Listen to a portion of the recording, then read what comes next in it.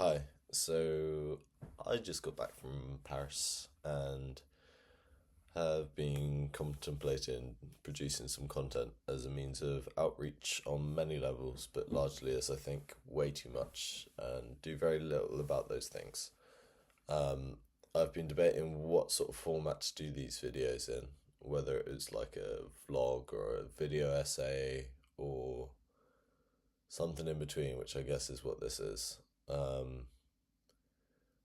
I may think about like vlogging a little bit more at some point, but right now I couldn't imagine anything worse than walking around with a camera in my face, acting like I've got confidence when I just don't. Um, so instead, I think I'll just do this for now. Just some journaling of sorts, and I may throw in the odd essay. I've got a few ideas of like thoughts I have. I've been contemplating ones on modern relationships, performative males, and some fashion related pieces.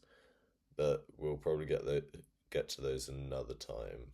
Um, this is just an introduction to who I am and what I'm going to be sort of exploring with this little mini series.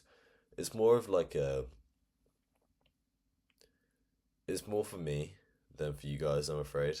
Um, but yeah, hopefully you guys can get something out of it and maybe challenge my thoughts a little bit, which would be nice. I'm always open to talking about things. Um, so this is just an introduction, I guess, to who I am, what I do, and just a couple of things that have happened recently. Um, so hi, I am Rudy Jacker Downing. I'm 24 years old. I'm a proud Cornish man, although that does make me British. Unfortunately, especially with like current ongoings with just life in general. It seems like you don't want to be British, you don't want to be American, like everywhere else. It's just like, yeah. Anyway, so what is there to know about me, or what might you want to know about me? I think most people would say I'm the guy or the friend that works in fashion. Um, but beyond that, I go to the gym a lot. And as many of you gym goers know, there's like a constant chase. You're never really happy with what you've done, if that makes sense. Or you're constantly trying to better yourself, and it's it's a difficult thing. But because of that, I always switch what sports I'm doing. So sometimes I do powerlifting, sometimes I do CrossFit, sometimes bodybuilding, rugby, whatever it may be. Um, I've been doing powerlifting for the last month or so, um, but prior to that, I was doing a lot of CrossFit, and I've been loving it, honestly. But I've also been trying to bulk up, and eating so much food is really slowing me down, and I just don't enjoy it. So I might just go back to CrossFit. But it's so expensive, especially when you're like me, a freelancer who doesn't know when the next paycheck is coming in. um, but like I know how essential like all this training is for me because it affects my mental health so much, um, and it makes me feel so much better about myself after I do go to the gym, and like it gives me more energy, which like sounds counterintuitive, but I'm sure everyone who works out knows that feeling. Um, yeah. Wow. So I play the guitar badly and sing even worse. Sorry, by the way, I've got a bit of a cold at the minute since I came back from Paris. A couple of the people I went with have it, and I hate it, but we just push through it. Um, my dad got me an AC/DC album and a Clash album, as my first two albums. So I listened to a lot of old punk music, old rock, modern punk rock, um, yeah, anything like that. But also people like Ray LaMontagne, Razorlight, Paul Simon, Counter Crows, Mazzy Star, Like my mum introduced me to all of those. I was named after a song by The Clash, but also by the Specials. I actually have a signed picture from the Specials. Um, yeah, so my name is Rudy, which is from Rudy Can't Fail, or A Message to You, Rudy, if you're not familiar with the songs. Um, so yeah, um, I love my food and desperately want to start exploring cooking again properly. But following uni, I moved back in with my parents, which has been a bit of a struggle, to say the least. Um, but hopefully, I'm going to be moving out soon. Um, hopefully to London, where I can really get into the fashion industry, because it's very difficult commuting for the odd job and like expensing like my accommodation, etc., as I travel to these places. Um, but yes, I work in fashion. I've worked backstage on productions for Alexander McQueen, Burberry, Dunhill, Tommy Hilfiger, Hugo Boss. Made some pieces with a team for Victoria's Secret, um, amongst a couple of other bits. Um, I'm never going to say I'm the best at what I do. I don't think that's fair in any way. I don't think it's true in any way. But I am definitely one of the hardest working in terms of I want to do my best. No matter what, I'm not just going to settle, and I will never be happy with what I've done. There's always something I can do better, sort of thing. And I think that gets recognized sometimes. So on a set of a Zara shoot, I was lucky enough to meet some very amazing, talented people who I can now call my friends, I guess. um, Being stylists and, well, a tailor, specifically a guy named Raul, who, despite his many crazy antics, he has been a massive inspiration to me. In work and in life. He's been my real introduction into the fashion industry, and as such, has introduced me to many talented stylists, designers, models, actors, musicians, etc. Um, and I've got a lot to thank him for, really. I work as an assistant lead tailor now, as well as a production assistant every now and again. Um, but I'm still learning the ropes in all aspects of it. I worked my way up through a slightly alternative route, but I've definitely achieved what many people can only dream of. Fortunately, that's not enough for me. um, I studied design at university with the intent of having my own brand. And I want a small label which I can produce from the UK. I'm currently making pieces by myself in my bedroom, which is where I'm sat.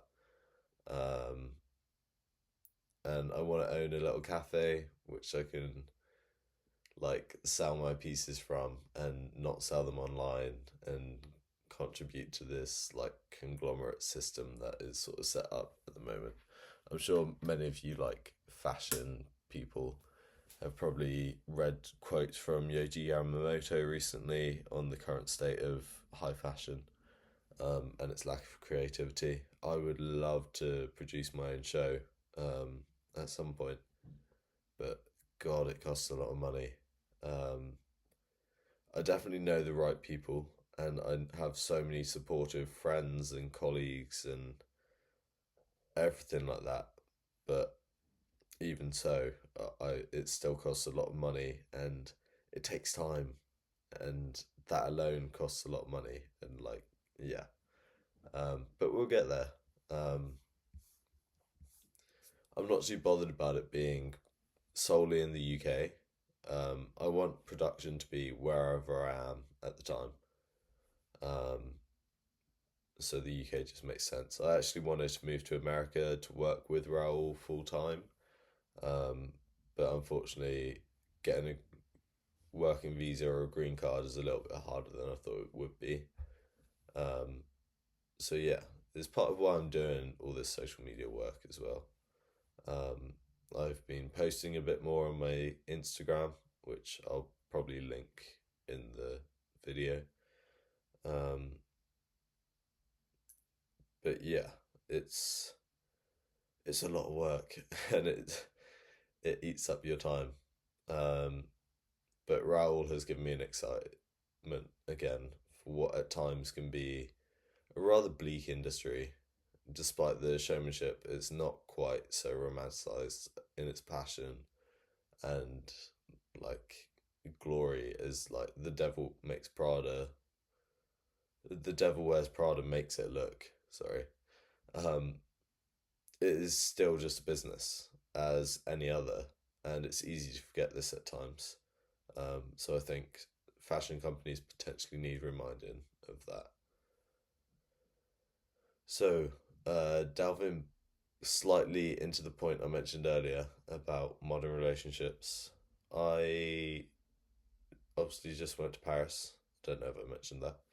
Um, and I was told by a girl that I spent the last month with that she doesn't want to be seeing me anymore because she feels the need to commit to me at this point or not. And unfortunately, it's the latter because she's not ready for a relationship.